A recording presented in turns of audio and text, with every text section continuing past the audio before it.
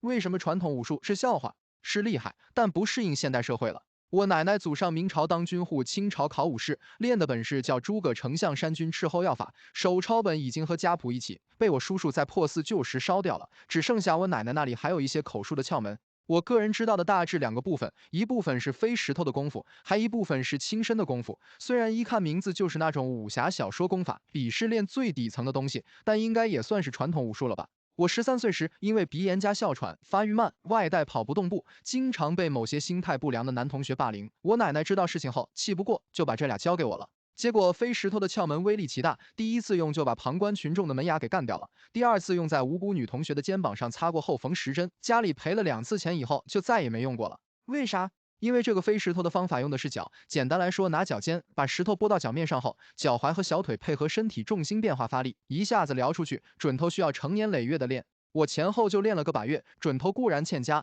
但用脚发时威力奇大无比。结果倒霉的自然都是边上的人。但最要命的还不是这个飞石法，而是那套轻身功夫。